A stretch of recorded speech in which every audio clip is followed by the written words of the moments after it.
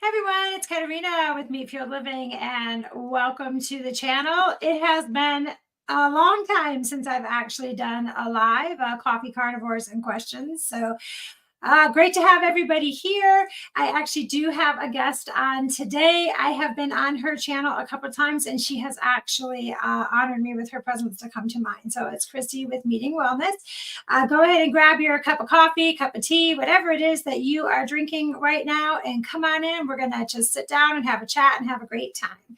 So let me go ahead and pull Christy in. Hi. Hi. Welcome to the channel, and thank you for coming on and being my first video since I've come back starting to do YouTube again. Nothing's going on with me. I'm still doing the carnivore diet. Everything is wonderful. I have just been remodeling my house myself. So, that's an undertaking. Yep, and I work full time. So when I get off of work, I'm doing those type of things, and it's just been really, really busy. But I am here, and I am so happy that you are my first video back on. So if everybody doesn't know, I'm sure everybody knows Christy by now, but she actually has her own channel, Meeting Wellness and the Lioness Lifestyle. So I'm going to go ahead and let Christy introduce herself and talk a little bit about how she started on the carnivore journey, and then we'll just kind of segue off of there. Sounds good. So as Kat said, I'm Christy, and my channel is at Meeting Wellness. And I started, I would say, the proper human diet, though not carnivore, but I started keto back in February of 2023 because I had gained and lost the same 20 pounds, like way more times than I can count. So I'm 48 years old now, in that yo-yo dieting, 20 pounds up, 20 pounds down cycle started when I was in high school. So, a good over 30 years of just doing that. And, I did it the way that we all were told to do it, right? Don't eat fat, exercise more, try to eat less. And the amount of restricting that I was doing became pretty extreme. And I would obsessively count calories and all of that. And, it would get to the point where I would be eating so few calories and still not be losing any weight because I'm very sure my metabolism was all messed up. And then later, after a few years of doing that, I did hear about more, like, I think I heard about Atkins, but, true to form, this was still before the internet and you couldn't really look stuff up. And I just kind of heard about it, through the grapevine. I'm with you, Rich. The standard American diet totally sucks. Okay. Sorry. I saw him in there. I agree 100%.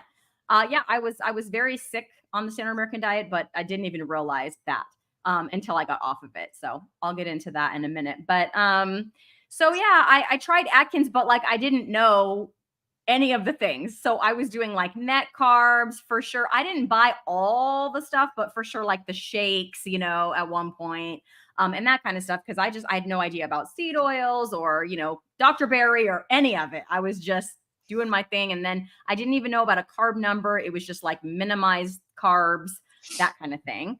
And again, I lost that weight too, but I'm pretty sure it was more still calories than anything else. And then I just kind of stayed low carb-ish, but again, not really knowing anything and still kind of gaining and losing because I'd restrict to a point and then I would eat all the Oreos or all the ice cream or chips or whatever, put the weight back on, and then one day look at the scale and go, oh, no, right? And then go again. So in February of last year, it was again with the 20 pounds. And I was like, all right, what could I try that I haven't tried? And I basically heard the word keto, right? That's like the bacon diet. That's bacon and avocado diet. That's what I knew about keto. But I was like, well, I haven't tried it. So let me try it, And so I joined a couple of actually keto Facebook groups because I learned about Facebook groups when we all had to teach online from home. I'm a teacher and I had to teach online from home. And at that time I joined Facebook groups because they just sent us home and said, teach something and use your computer to do it, with like no guidance, no instructions, no how-tos, no lessons, no curriculum, just figure it out. And so the teachers figured it out and then we kind of shared with each other. So that's kind of how I learned about, Facebook groups and online communities. So I joined a couple for keto, and very quickly, like, somebody mentioned Dr. Berry. And that's when I just dove in. I think I had been doing keto for maybe a week. And I just dove into that, head first, because you start watching those videos and you're like, wait, what? Wait, Yeah. what? And then, right. And then, more so I just, for me, but yeah. yeah. And by then I know he was like doing more carnivore, but because I was keto, I had searched keto. So he has a keto playlist. So I hadn't really learned anything about carnivore. I was just basically on my computer was his keto playlist, which has over 100 videos. And I was just like going down that keto playlist, right? And so I definitely did keto like appropriately. I learned about 20 total carbs, and I really tracked. I used a carb manager app and to keep those carbs under control. But again, I was tracking and having to keep them under control.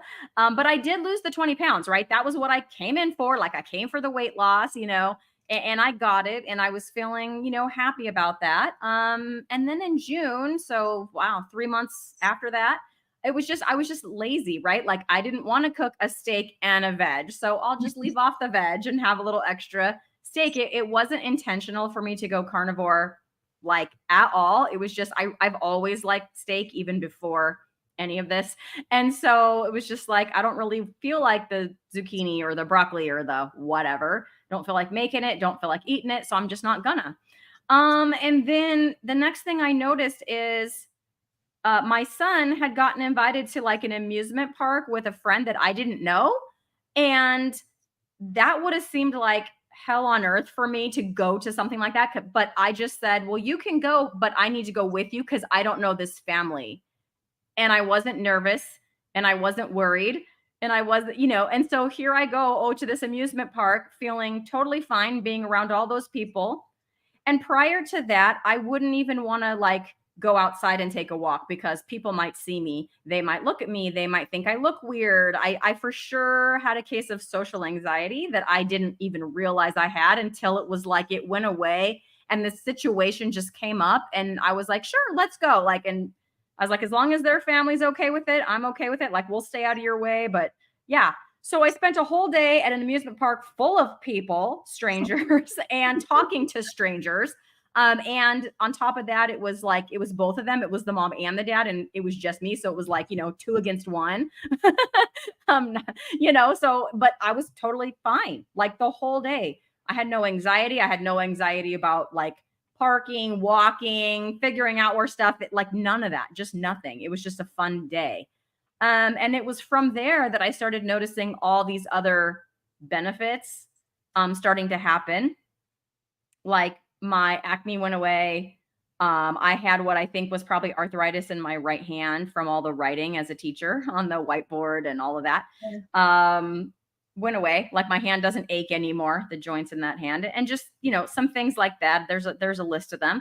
And it was like, so then I started looking it up, like, what is this carnivore thing? I mean, I didn't even know the word for it, but I was like, I'm just eating meat. Like, is that a thing? And then I was like, yeah, it's a thing. And I think that's where all my other benefits kind of kicked in when I got rid of the last of those vegetables. So it's not like I have autoimmune or, any really serious stuff like that, but it was the mental health, the brain fog, and then even a few like annoying physical things. Like I said, my hand, my knee would ache, my right knee, things like that. My sleep got better just because, and that was just stuff that I attributed to, well, I'm in my late 40s. So I'm just getting older and that's just what happens, And so I decided to stick with it, Kat. I decided to stick with it. And so here I am almost a year later.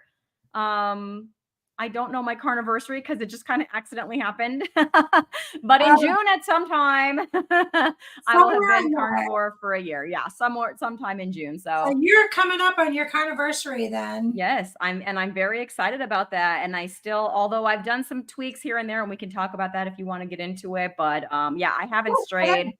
Yeah, I'm energized for life. I feel great, better than I did in my 20s, probably because in my 20s I wasn't eating. but here I am, a couple years from 50, just feeling better than I did in my 20s. So That's awesome. That's Yeah. awesome. So we had the always happens every time you are on. Picanha comes up, which Eric, I ate picanha today. My Walmart has it now. I have been able to get it. And at one time I was a little greedy. I went, they had some of them and I bought like there was 4. I bought 3 of the 4 because I was like, they never have it. They never have it.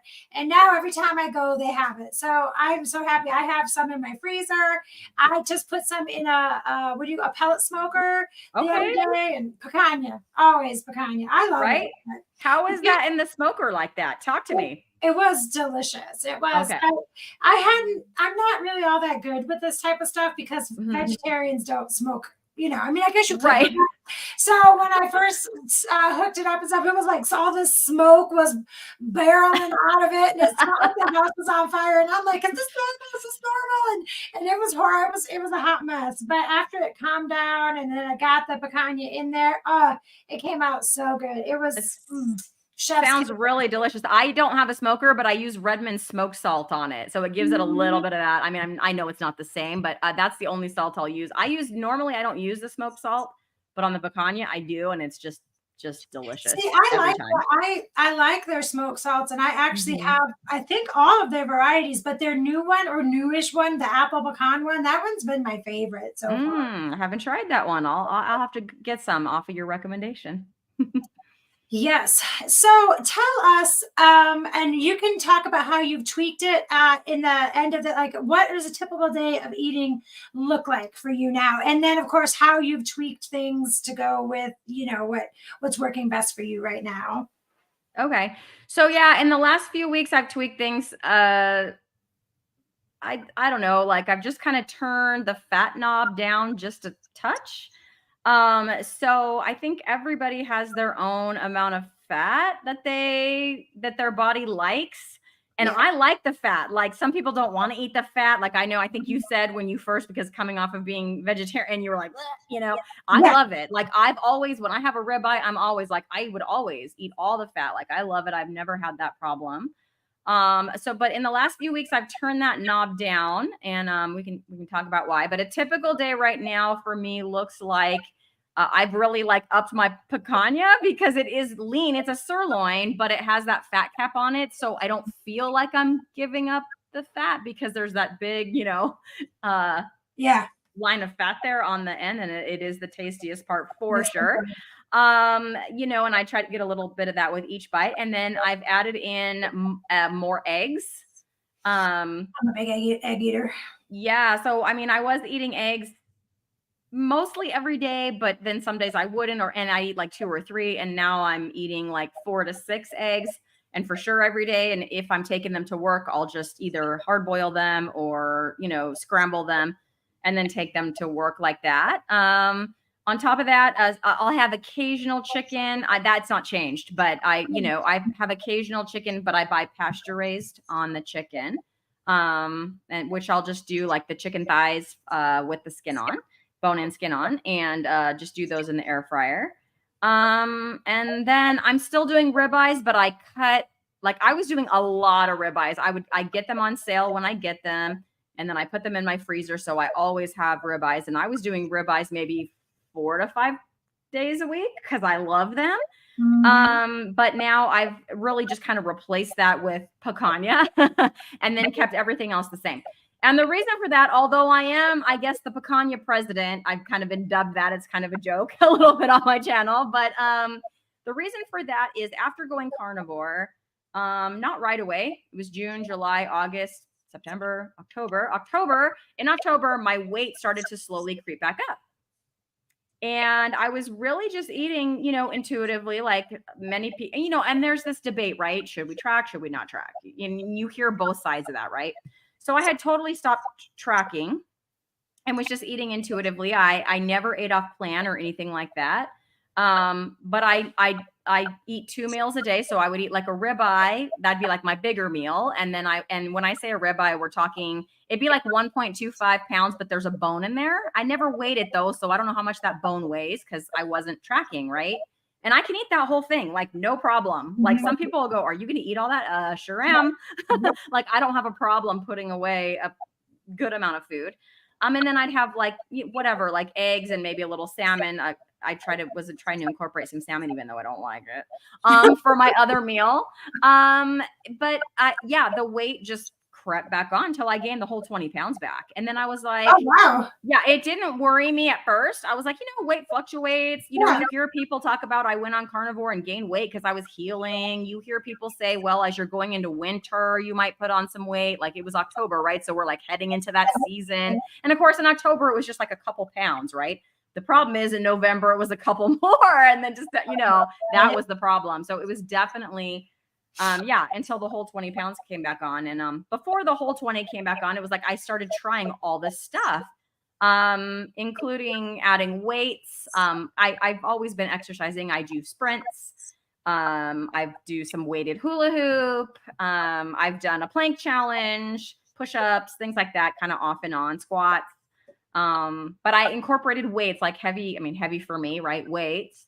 And I even started like looking at my macros and not tracking like calories, but like trying to get the macros. Like Coach Bronson, I interviewed him and he gave me some advice and I tried following that. And I really stuck to it strictly for 6 weeks, like nothing, like the weight didn't budge and it was getting frustrating. But then at the same time, I'm not technically overweight. Like that's what, so I'm like, is this just vanity? Like, does my body just want to be this weight? It's just a whole kind of mind game, Right. and especially when you spent 30 years or whatever of your life obsessed about the scale, obsessed about calories, but I still, all my mental health and all that was still there. Right. So all the other benefits besides weight, I was still good on. So yeah, I heard a video. This is what like people told me, maybe lower your fat, but they didn't say it like Kelly Hogan said it. So Kelly Hogan, I watched a video of hers and where she was talking about how she lost her last 20 pounds. And she's talking about how, you hear, and that's the other thing too. I do watch a lot of carnivore content and you hear like all this about under eating. I'm like, I don't know what that means for me. Like, am I under eating? Am I overeating? Like, what does that even mean? I don't know what's too much or too little for me. Maybe I'm eating too much. I don't know. It's just very confusing because you hear advice everywhere. But Kelly Hogan was talking about this last 20 pounds and she was like, I am a volume eater. And I just went, I think I'm a volume eater too, because I'll eat in front of people and they'll literally say, like other carnivores, like, you're eating all of that? And I'm like, yeah. When I was on vacation, one time they were like, do you want to fly home with a refrigerator hanging under the plane? And I'm like, yeah, I do. Yes, I do. And so Kelly Hogan said she's a volume eater. And so the way that she, that makes her satiated, she doesn't want to sit there and eat like one burger patty. Like I don't either. If I'm busting out the burger patties, I'm at least having 3 and probably a couple of eggs. I'm not just going to eat one. Right. I don't feel good. I don't feel satiated. I'm looking for more after one. Yeah, yeah.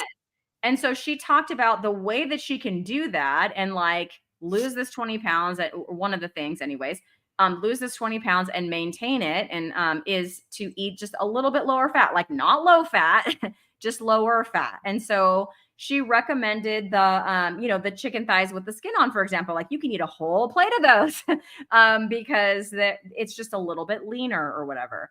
And then she probably gave a beef recommendation, but I don't even remember because, in my mind, I'm like, picanha, that's what I'm going to do. I'm going to put the ribeyes away for a while and just do picanha. So that's kind of what I did. And I've been taking like picanha bites for lunch and eating that. And I'm able to eat quite a volume of food, feel satiated, but I have lost 8 pounds in the last 3 weeks. Oh. So I'm like, I think that's what it was. And the fat, maybe? Yeah. And then I also started incorporating walking. Oh. So I've been walking like 4 to 5 days a week. It's not stressful. It's just like a medium pace walk. And I just take off and I'll walk anywhere from 3 to 5 miles.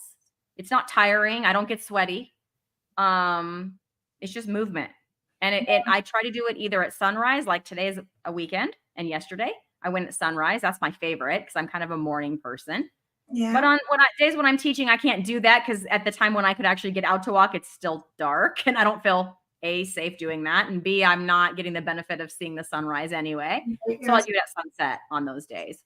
So yeah, between the walking and the just lower that fat, and my fat is still 75%. It's still 75% fat, 25% protein, of course, because I put them in just so I could see what it was into Carb Manager. And that's about what it comes out to be.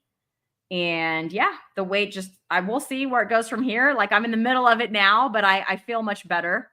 I'm back down into my smallest size, instead of, because I had to go up a size, and I'm back down, and then, yeah, we'll see. But I tried a bunch of stuff and it was just getting really frustrating. So I'm glad that I think I figured it out and I can still enjoy, because those are things I super enjoy. And so I'm not giving up anything, and I'm not having to feel hungry after a meal or. So do you think that is the movement or the cat was in my lap and I have cat hair. Is it the movement or is it the reduction in fat? Is it both? I mean, did you notice the weight loss before you started walking, or? So to be fair, I've done movement this whole time. Okay. So I do sprints, which are supposed to be really good for reducing visceral fat. Dr. Sean O'Mara is the guru on that. If you haven't checked him out, check it out. I love doing sprints because it doesn't take very much time and you do get a lot of benefits from that. So I was doing sprints. I was doing weightlifting 4 days a week. I had added that on. No weight came off, because it's supposedly if you build the muscle, it's going to help you, like, you're going to up your resting metabolic rate and all of that stuff. And like I said, I hadn't been walking, but I had been doing, like, I have a weighted hula hoop or planks, or like I've done some form of exercise since October. I started walking. So my exercise is just a little bit different. I still do some push-ups and things like that. And I need to get back to the weights. I got sick and I didn't lift, and then I need to, like, get back to it. But I'm not planning on cutting that out. But I can't say that I just added movement. I just changed movement. But I know when you're doing experiments, you're supposed to change one thing at a time. So I can't 100% tell you, but I can tell you when I was eating ribeyes, the higher fat and butter, adding butter and stuff, I did nothing but gain, even though I was moving. And sometimes you need that high fat in the beginning, and then you can just kind of taper it off. Because I know for me in the beginning, I would be eating chunks of butter right off of but I'm also perimenopausal. So I feel like it was really helping with my menopausal symptoms. But over time, I stopped, like, craving it as much. Like before, I would just go eat the butter chips or the whatever. And I have noticed some of my menopause symptoms are coming back, so I might need to adjust it. I think it's just a fine line. You just got to figure it out. Yeah. And I'm not opposed to high fat, and some people do better on that. I just think everyone that says it's like N equals 1 and all that, I just 100% agree. And I'm in that boat with you. I feel like I do probably have some thyroid things and I'm 48, so perimenopause things that the high fat can help with. But I think if and I'm not, like, cutting out ribeyes forever. I'm just, like, minimizing them. And I'm hoping to lose the other 13 pounds. And then I might start incorporating a ribeye, like, once a week, or do some bite butter occasionally, but for right now, this is the ticket, I think, to get me back down to, because like I said, it's not like I'm overweight, but it's like the weight that I feel confident at. That's the weight I want to be, Absolutely. So, what do you think? So for you, like for me, my case be completely different as a vegan going over to carnivore. But for you, who wasn't that crazy strict of something, what do you think was the most surprising aspect that you've noticed since starting the carnivore diet? Like I said, and I can go into it a little bit deeper, I'm an introvert. For sure I am. Like, after this, I'm going to go curl up on the couch for a minute and just, like, get my energy back. So we introverts, How many spoons in are we? Yeah. It's not that we don't like people, because we do. But we get our energy back by kind of recharging on our own, right? And just, like, chilling out for a bit on our own, and we're happy in our own company and things like that. I like curling up on the couch with my cat. Speaking of cats, and I enjoy that. But oh my gosh, it was just like, I'm an introvert, and that's why I don't even want to go to the grocery store. And I'm an introvert, and that's why I don't even want to go to this family gathering. Like, it was it wasn't introvertedness. It was social anxiety. I would turn down invitations for things, or I would accept them and then find a way to get out of it, like a way to get out of it that wouldn't make them feel bad, like I was ditching them. Oh, I was ditching them. I didn't want to be there. It made me. I was like, I don't want to be around all these people. And it got worse slowly because I don't think I was like that in high school. Like I played sports and but yeah, it was to the point that I was like, I could go to work because I had to make money, and then I would come home and that's all I wanted to do. I didn't want to do anything else. If I had to do anything else, I hated it. I was anxious about it. I dreaded it. The whole time I was like, get me out of here. No matter what it was, even like I said, daily things like the grocery store, right? Like things that we all have to do. Like I was constantly worried about it was because I thought other people were looking at me and thinking like, she looks weird. She looks gross. There's something, she didn't wash her hair. She doesn't have makeup on. Like she looks fat in that outfit, whatever. I just didn't want, I thought, and people don't care that much. Right. But I was really worried about it and thinking that that's what they were thinking. So I just wanted to get out of everybody's vision. Like I didn't want them to be able to see me.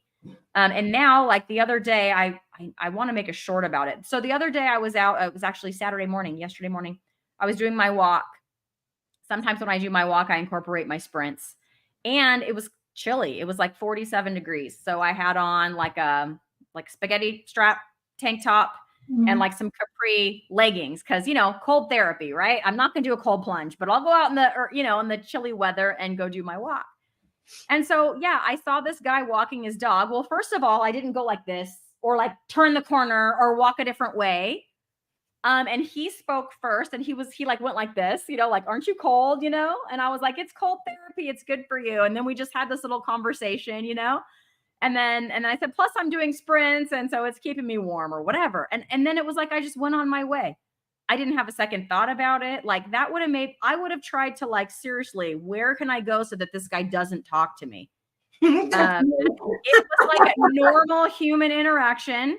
I didn't feel nervous during it. I didn't feel like, okay, how'd that conversation go? Because that's the other thing is I would replay conversations in my head and think about what I should have said differently because I probably messed it up and probably like they're offended or whatever, And it was just, maybe I'll see him again because obviously we both walk. He has to walk his dog. So, but yeah, it was just like a normal human interaction. Then I just went on my way, and it's just night and day from where I was.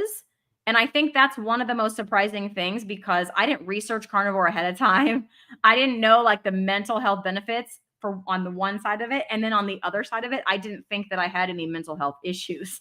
Like I thought I was just fine and I was just an introvert and, and so, yeah, like I said, that day that I agreed to go to that amusement park, like that wasn't me. I would have just told my kid no. Like he would have missed out on a fun day just because I didn't want to send him with strangers, but I also definitely would not have gone and done that. Right. So that was just a huge thing. And then because I already talked about that a little bit, I didn't know that I didn't know what inflammation was. Like I didn't know I didn't know that word until I got, into this way of eating. So even when I told you like, I mean, I'm 7 pounds back down now, but like, even when I was back up to my higher weight, my face, like I have a picture of myself. I don't have a lot of pictures. I'm not a big picture person, but I found a picture of myself from a couple years ago. So before I started doing this at that about the same weight, and my face looked so like round. And even when I had put it, like my face still didn't, like I'm just not holding on to all of that inflammation. So I'm very happy to know that even though it was just a few, for me, mild things like my ache in my hand, my knee, my acne, that's pretty much gone. And I didn't know that could be fixed, That's amazing. So it's just, yeah, I'm not looking back. Again, I just recently tweaked some things. I'm not against tweaking some things if the need arises, right? Like if I notice I'm not feeling optimal or whatever. But for me, it's full speed ahead. So Awesome. Yeah. Awesome. So, what are some of the most common, I don't know, comments or criticisms that you get when you talk to, because everybody always asks me this. So, just curious. So many. And then, how do you handle those at this point? So where do I start? um, Wherever. so okay. So some people actually, surprisingly, when I went keto, my mom followed me like 2 months, maybe 6 weeks after I went keto. I think she saw me starting to lose some weight and she wanted to do the same. And so she's gotten her education like through me. So she doesn't watch YouTube, but I'm like, Mom, blah, blah, blah, blah, blah. And I tell her about, don't buy that sauce. There's seed oils in there and, all this stuff. And so, yeah, she's cut all that stuff out and she's doing it properly. So she didn't go carnivore, but she did go meat based keto, right? Like, Kind of like and she's ketovore. Is that yeah, what? like ketovore. You can call it ketovores. And she's happy there. And she's lost weight and she's 71 years old and her arthritis in her hands is gone. Now she's always been a generally healthy person. Like she's never been on medications or things like that. But she's for sure has more energy. In the last like 3 months, she's been to Greece. She went to Greece and then she went to Italy, Wow. like 2 separate trips at 71 years old, like by herself. Like, who Wow. are you right now? Like, who are you? Like, she's just living her best life and she's doing amazing. And so we talk about this stuff, all the time. And, things we eat, things we buy. If we see sales on something, meat or something somewhere, because we live about an hour apart. And so we tell each other and that's really cool. And because we both went keto together, she has nothing negative to say about carnivore. I think she realizes that it's just like a different part of the proper human diet spectrum, right? I think my brothers think I'm kind of nuts, but they just don't say, they're too nice to say anything. And my one brother did try carnivore in January because it was World Carnivore Month and he usually does a cleanse in January, he and his wife. And so they're like, we're going to try carnivore for January instead. But like, I don't even think my sister-in-law made it through January, but I don't think a month is long enough. So I think they were like having transition symptoms and she was like done. She was like, I'm done. And she doesn't have like weight problem or anything like that. And neither does my brother. He does rock climbing and very active and all that. So I don't think their why was big enough, I didn't ask my brother a lot about his experience, but yeah, I know after 3, she's like, I'm going to do like this many more days and then I'm done. Like she wasn't going to go till the end of January. And I think, so who knows what they think. I think my other brother absolutely thinks I'm completely bonkers, but he doesn't say anything, he just whatever. And then as far as like coworkers, my teacher, like partner, because we team teach together, she's kind of was low carb and she kind of went keto because of me and she learned how to read labels and she's lost all of her weight and she's doing fantastic. Other people around me just kind of, they're like, I mean, they listen to me, but like there's we have kind of 2 principals because there's the principal and then there's the after school program principal. She's not the assistant principal. She's the principal in charge of the after school program. And she's not vegetarian, but she's heavily plant-based, I would say. And she's just very skeptical, right? And I'm telling her all these things and she's just looking at me like, yeah, no. Okay. Yeah. And then I get people asking me, like my in-laws, very worried about my cholesterol. I get that question a lot. So how's your cholesterol? That's like the first question. Well, I am not the person to ask because I'm a lean mass hyperresponder. So my cholesterol looks, for people that believe in the standard cholesterol, because that they do, they think that that's, they just, what we've been taught all this time, that eating cholesterol makes you have higher cholesterol and then it's going to clog your arteries and you're going to die. So my doctor pretty much thinks I should be dead already. She's not happy with me. She doesn't think this is good for me. She thinks I need to be on a statin like yesterday. I'm very sure she doesn't know what a lean mass hyperresponder is. Yeah. And then my same thing, like with my in-laws. So we had a pretty deep conversation about it and she asked about my cholesterol. So I led with my triglycerides and HDL numbers, right? Because those are fantastic by any measure. But I'm like, yeah, my LDL just says like too high to measure. You have to figure it out by looking at the total and then subtracting the others. So it's like, I forget the number now. I had my blood work. It was like 6 months ago now. But yeah, over 400, my LDL. But I've never felt so much energy. I mean, I could eat some Oreos and bring it down, I guess, like Nick Norwitz did. You had the big fluffy particles. Yes, And yes, those I are the did. good ones. So. Absolutely. So my doctor did not request that test, but after I came back with like the standard lipid panel, I was like, I'm just going to go to Own Your Labs and get that particle density test. They retest all your lipids again, like, cause it comes together like in a package. Right, yeah. So it was essentially, I mean, everything changes. It's so variable. That's the other thing, is that people think it's kind of like this fixed thing. It's pretty, I mean, so the numbers change a little bit, but like still lean mass hyperresponder, you know? But my LDL particles, like it was so, the small dense particles were so low because they give it to you on this graph. And on the left-hand side of the graph, is like the lowest, right? And then to the right gets higher. So there's like this little triangle that denotes where that is. So that little triangle was all the way to the left. Like if it was any lower, it would have fallen off the end of that graph. Yeah. And so I basically have very few small dense particles. Like they're all the big fluffy LDL particles, which are just happily transporting, you know, the fat around my body, because I'm my BMI, even with gaining a little bit of weight, my BMI is like 22. So awesome. It's just a low BMI thing. And you know, of course, and I didn't want to be one. It's not because I'm that worried about it, but it's because other people ask you, and you can't be this like, because you tell them that, and then they just think that I'm going to die. Like I'm going to die right in front of them. And so that's a whole nother thing. Yeah. So you're not going to convince anybody. You're not going to convince anybody with those numbers, unfortunately. So, but I feel great. It's awesome. So for me on my channel, I get predominantly people that are just starting out on the carnivore journey. I'm not an active channel, but what advice would you give somebody if they were talking to you about starting the carnivore diet? And I know you probably get asked this question all the time. People hear it all the time, but for those people who, like I said, are watching my channel, they're usually just starting out.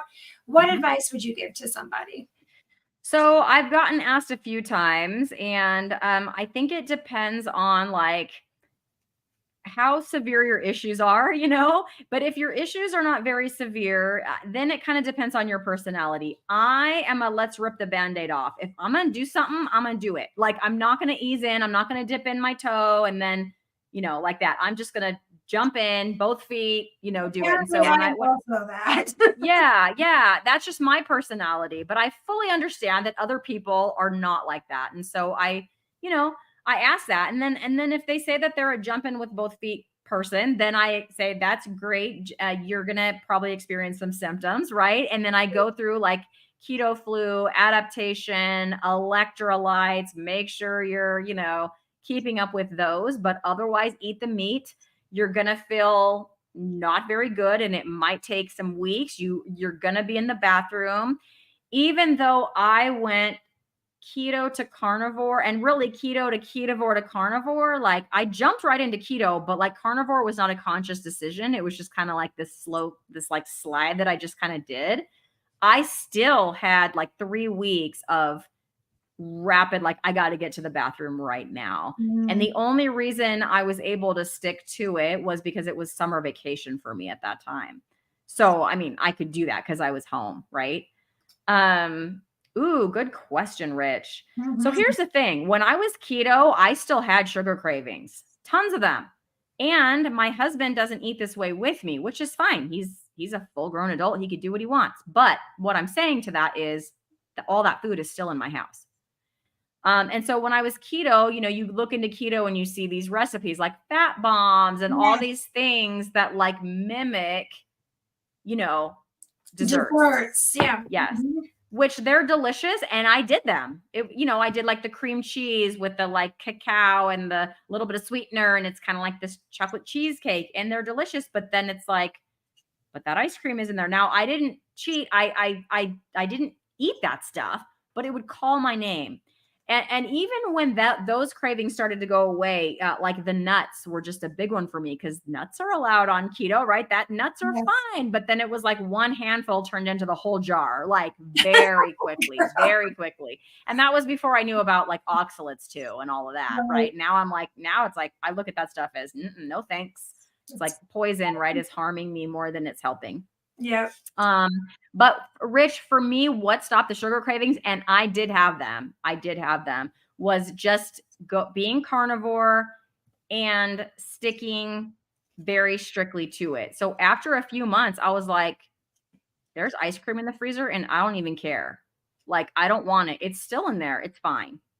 Like, I don't think about it except when I have these conversations, but I don't want it at all. And so to me, it was just like, if you don't give in to the sugar cravings and eat a little sugar to try to, like, those bacteria in your gut that are the ones really wanting that sugar, and then the addictive pattern, in your brain, it will get better, or at least it did for me. Now, I'm not a doctor, right? And this is not medical advice, but I can speak to my own personal experience.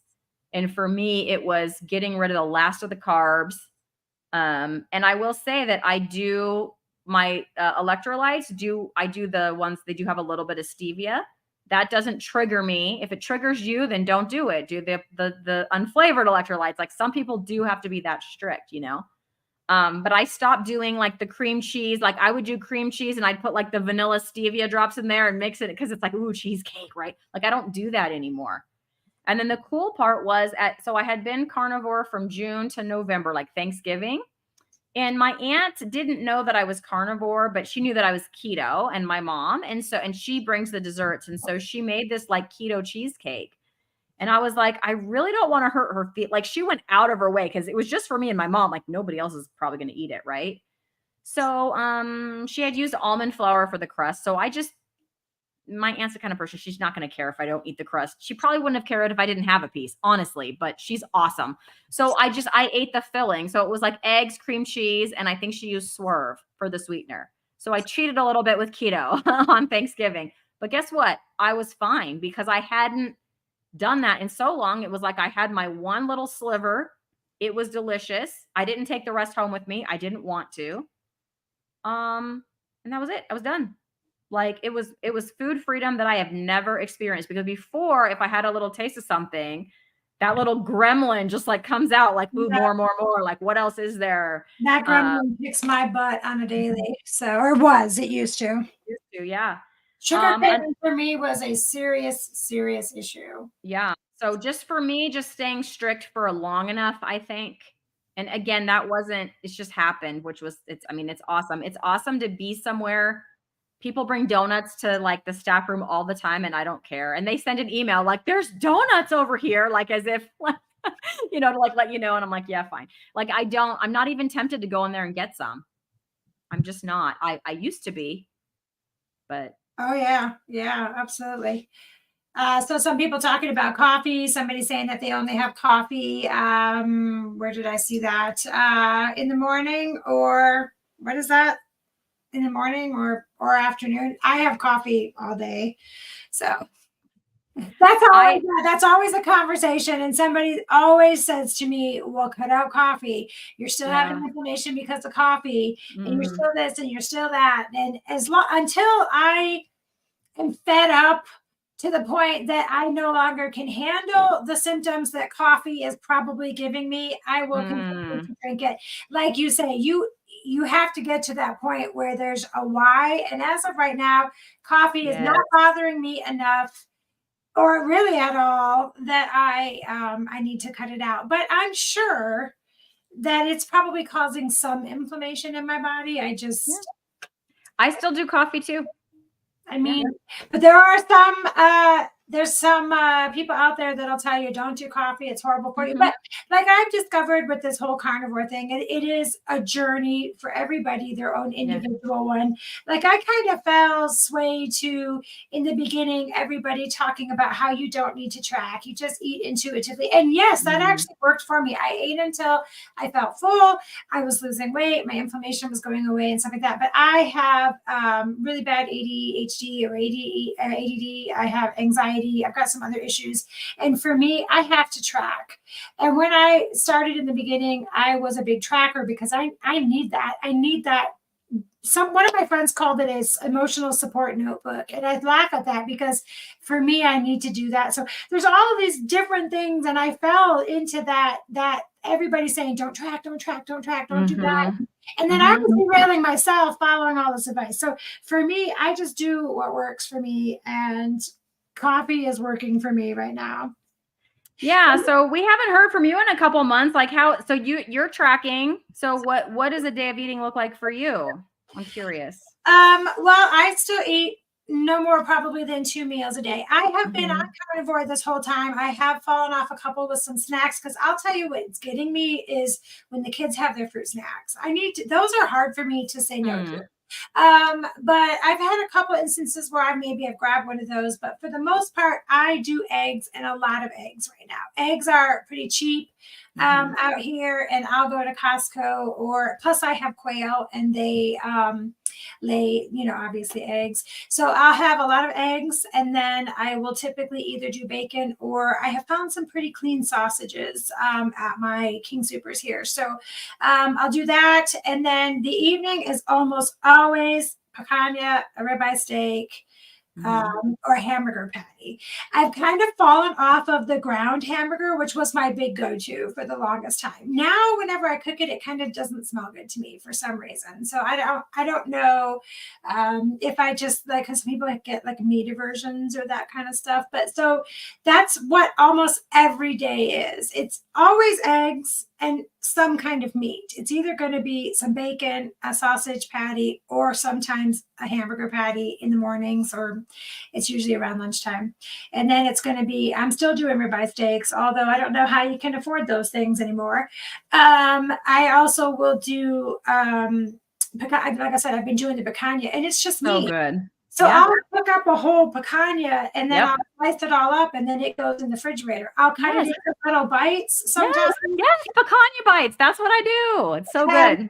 That's it. And then there are days still to this day that I sometimes don't even want to eat at all. I'm not hungry. I'm not starving myself.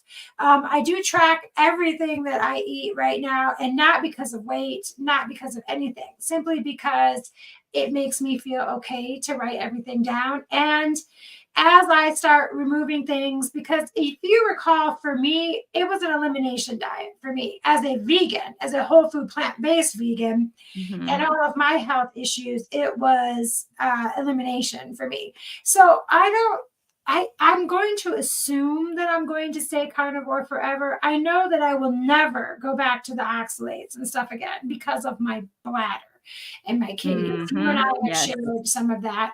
Yeah, we have similar bladder stories. I'm actually not on that medicine anymore. I haven't had to since I wasn't taking. Is it Elmeron or whatever it was? Whatever that, I wasn't taking that. I was doing a cocktail of Claritin and Pepsid AC twice a day, 2 pills, and it was controlling my symptoms along with something called flavovoxate, which is kind of like that stuff that makes you pee orange, but you don't pee orange. Anyways, I don't take any of that anymore. I don't eat all those oxalates anymore either. I don't do nuts. I don't do any kind of fruits or vegetables at all. Nothing. I just don't. Well, I guess if you say the fruit snack that I ate, but anyways, so for me, I know I veered off topic there.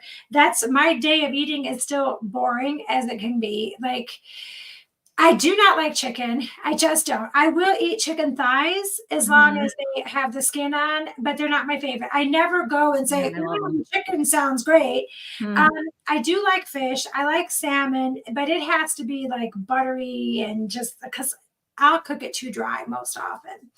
And then pork. I like pork, but pork doesn't like me. Every time I cook it, I dry it out so bad. It's like eating a paper sack. I did finally get it to cook okay in my oven. I have an oven that you can put like a thermometer in it, and it cooks it to the right temperature. And that is the only time I've ever been able to cook. But girl, I'm lazy. I don't want to go through all that. I just want to throw it in my air fryer, and then I'm done. Put up what I do with pork is I do like the pork roast or pork shoulder and put it in the crock pot because there's no, like, you can't mess it up. Like, just put it on low, leave it in there, and then it just like shreds apart with a fork. It's super good. And my son loves those too.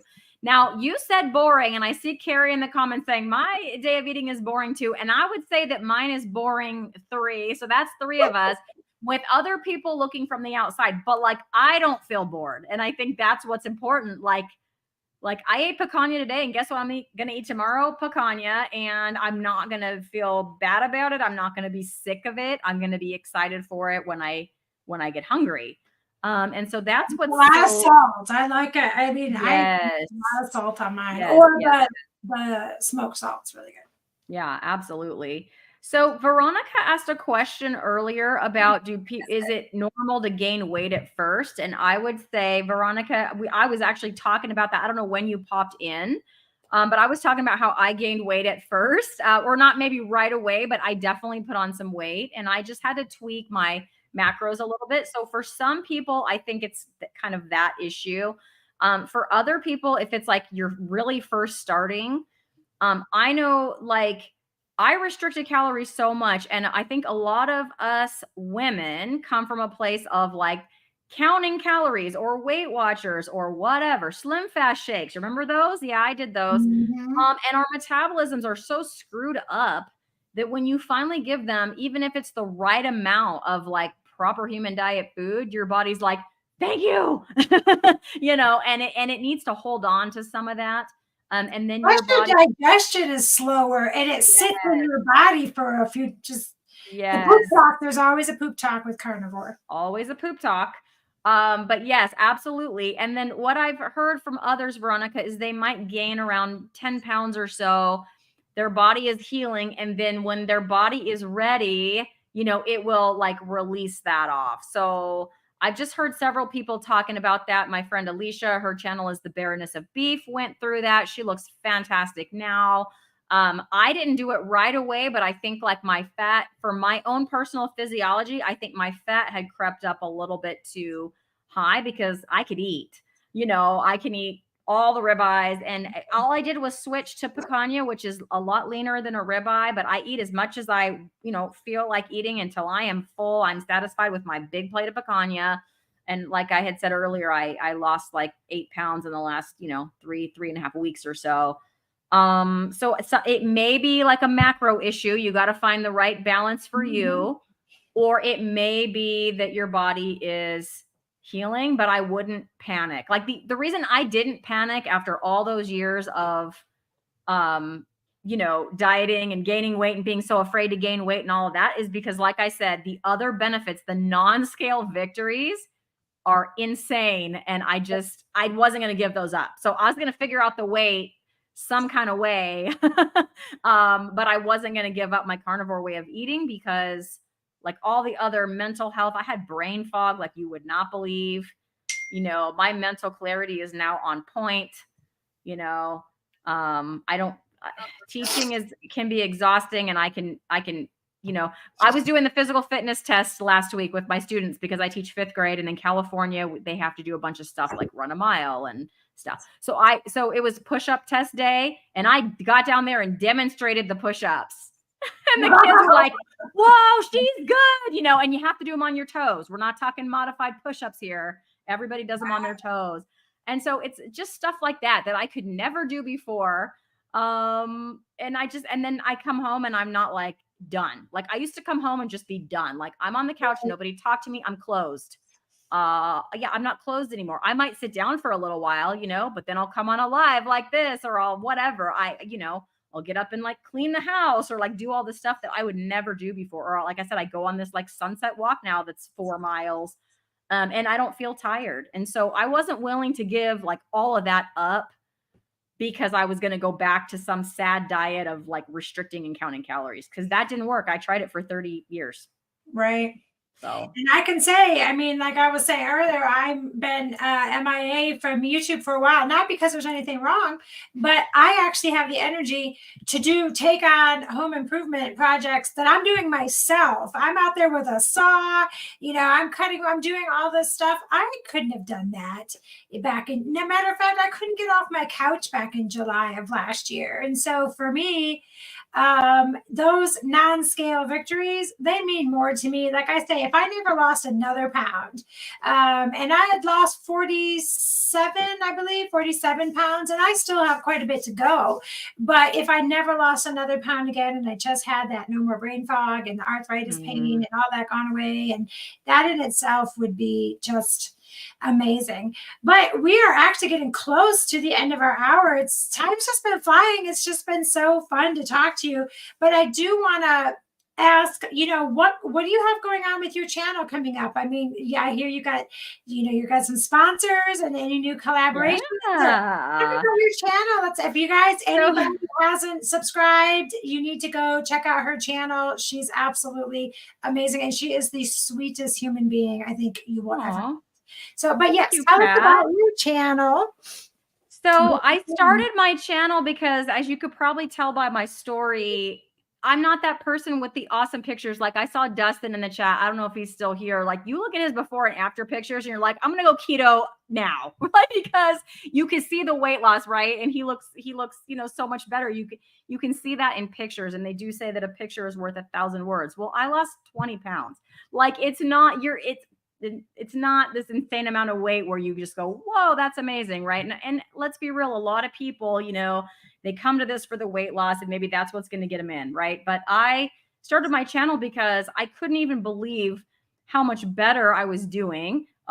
Refer to the earlier in the video for that, because I talked a lot about that. But yeah, rewind it and go back if you didn't hear that part. But yeah, I couldn't believe it. And I was just like, people have to know this, and people have to know that it's not just weight loss. Like, there's so much other stuff that goes along with this. And so, yeah, I started a channel. Like, what the heck am I even doing? Right.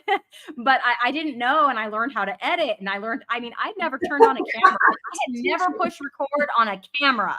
I never would. No. Serious. Because if someone was going to do it, it's my husband. Right. So that big red button, I didn't know what that was for on my phone, Well, here I am, recording. I've purchased microphones, and yeah, I'm cooking for people on videos and like whatever. But I actually love it. And that now it's like, my part-time, I don't know. It's just, I'm not making much money at it yet, but, or who knows if I ever will. Labor of love right now. Yeah, it's a labor of love right now to let people know. And also because the carnivore and keto communities are fantastic. Yeah. Like, I have so many new friends, and this is how I haven't talked to you in a while, and I was like, let's go on a live so I could talk to my friend Kat, because that's kind of how we can like connect again. Yeah. And so that's kind of why I made my channel. My favorite thing on my channel is a show that we call Lioness Lifestyle Live. I am not the only host. It is myself and Ellie with Nourishment Redacted as her channel. We've had a couple of other hosts. We've had a couple kind of come and go, but our third host right now is her name is Adrian, and she's a former Biggest Loser contestant who tried everything from like gastric bypass to Biggest Loser, and was never able to keep weight off until carnivore. So she is our third host, and she is absolutely fantastic. So every single Tuesday, what we do is we bring on a guest. And Kat knows because she was a guest just a few weeks ago. So if you haven't seen that episode, go catch that with Kat. But yeah, we have on a different guest that talks about, their health journey. And everybody has different, reasons for doing this, for staying on this, kind of different ways of doing this, and what have you. And so, yeah, every Tuesday we have a different guest. I have not missed a Tuesday. You guys, I may or may not be there this Tuesday. Watch anyways. Here's why. I mean, the episode will go on. I'm going to try to get there. My son that went keto 2.5 months ago for his ADHD, which, Kat, this will warm your heart. He's doing fantastic. Wonderful. I mean, his ADHD symptoms are much improved. Well, but anyways, The ADHD, I don't know, and we may have had this conversation before, but many years ago, my oldest boy has autism, and there was a book out called Special Diets for Special Kids. I don't know if anybody is familiar with that, but the treatment for autism and ADHD was high fat diets.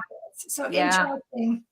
So sorry, I didn't mean to interrupt you. Sorry. No, you're fine. It's so true. And I mean, we tried everything else, and I mean everything else. I mean, counseling, medication, all of it. And I was anti-medication, but like, we got to do something because it was bad.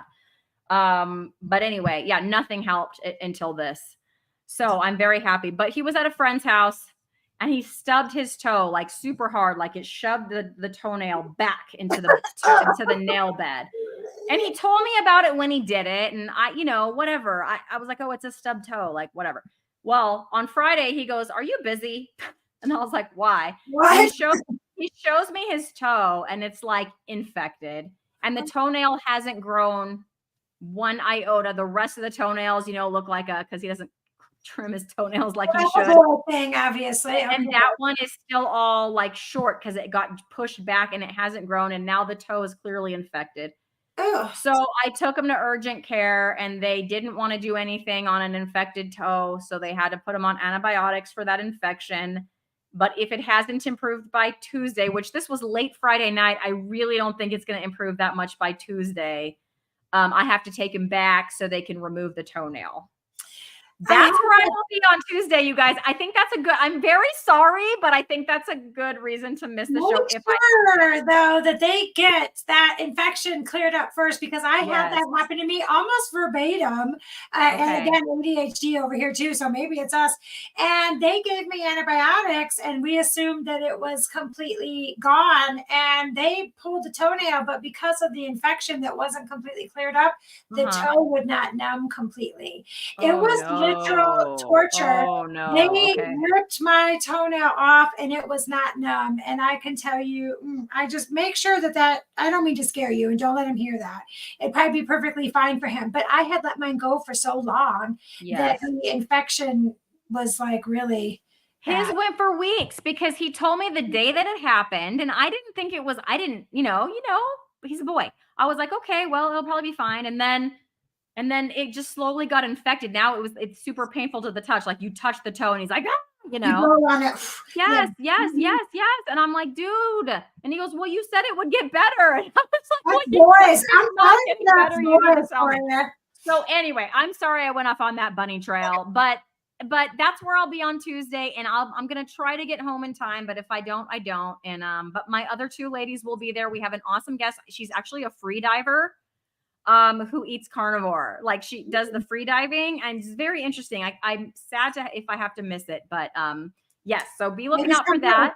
Yeah, cows come first. Yeah.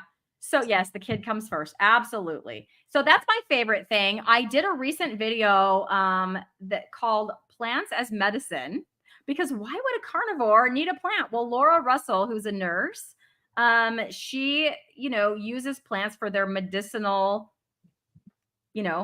properties, I guess. And so I just wanted to pick her brain. And so she told a lot about different plants and like their antibiotic properties and how she uses them. Like she doesn't eat them, but like puts them on wounds or things like that. Yeah, absolutely. That kind of stuff we're used to. Yeah. And so she talked about all of that. I was just interested in learning because I don't know anything about that. That was really good. And just, I have a few videos that I filmed yesterday because I do have a couple sponsors now. So I did film a Pork and Good pork rind. I used some of their pork rind, and I used them before. If you've watched any of my cooking videos, I'm always putting the pork rind crumbs in for breading or what have you, binding or whatever. And so, I'm excited about that. And then keto chow, I'm excited about that too for my son, because he was like, I'll go keto if like we can figure out my ice cream, because it'll be very hard to give up my ice cream. And I've tried. And yeah, every ice cream I've tried for him has been a fail. And so, we're going to try. I'm like, I feel so bad, but he stuck to it. He did not. It's been like, 2 months and then 3 weeks now into this month. So good for him. But yes, if this keto chow ice cream is a success, I'm going to be very happy. So it's kind of cool to see, companies kind of, value what I'm doing, and it's just That's kind of, awesome. it's kind of cool. So that's kind of what's going on. And do you have any upcoming videos or anything super exciting that's happening? But just besides the fact that your channel and you are awesome in general, but anything to specifically point out?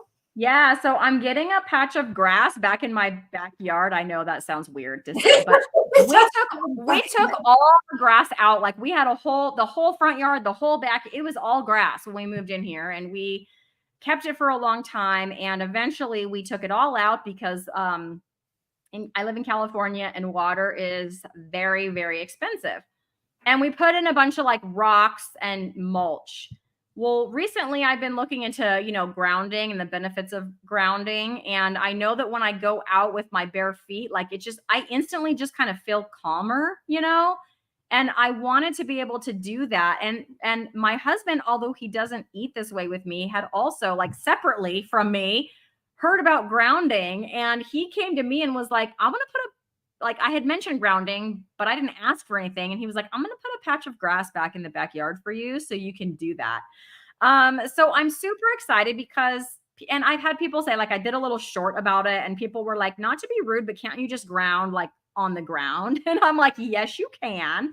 But what's out there is a bunch of wood chips, which are very uncomfortable to stand in. It's not like it's, soft dirt or something, that feels good on the feet. And then the other part is lava rock, which again, I don't want to stand on. That'll hurt, right. Right. So I'm excited about that. So I filmed this morning I'm going to make a video of the project. It's a little project, but yeah, I filmed the area this morning. Tomorrow the grass is going in. It's sod though, so I have to wait like 3 weeks. My husband's like, you can't stand on it for 3 weeks because it has to root. And I'm like, okay. He'll be very upset if I move that sod around by standing on it. So I'll be patient. But yes, I want to go out there, like bring my weights out there, when I do my squats or whatever, with my weights, and go do that outside while grounding. I'm very excited about it. So yeah, you'll see a little video about that. And I can't wait to see that. Yeah, I feel really good when I put my feet on the ground. So I think there's something to it.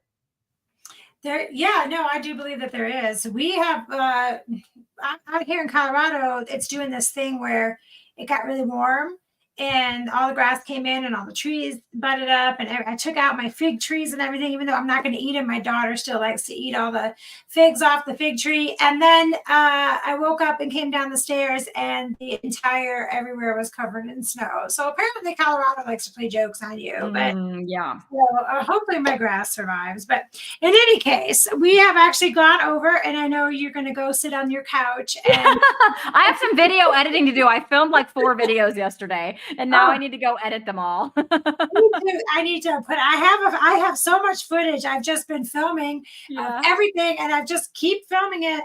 But like I said, there's nothing going on health-wise for me. I have just been feeling so good that I'm just hammering away, and just these projects, so they take a life of their own. And I thought about even maybe putting some of that out. I was going to say, you got to put that out. I want to see. Nobody wants to see me remodel my bathroom. I want to see it. I'll have to put some of it in there because I have a very weird personality or like a style. So we'll have to see what people think about it. But I've just been super, super busy. But I'm going to go ahead and let you go decompress on your couch. I appreciate so much that you came on and that you were my first video back. Yay! Thanks for having me. This was fun. It flew by. I'm always talking to you, Des. So I'm going to go ahead and pop you backstage real quick, tie this up, and then we'll talk a little bit more before you go sit on your couch. Bye, everybody. All right. Well, thank you, everybody, for tuning in. And wonderful that I'm back and that my first interview back was Christy. She's just so amazing. She's so sweet. I hope that everybody got something out of this video. I'm hoping to be able to get them started back up again now that some of these remodeling projects have finally started to calm down. I have all these ideas, and then but anyways, thank you so much for tuning in. I really appreciate you all. And until next time, eat your meat.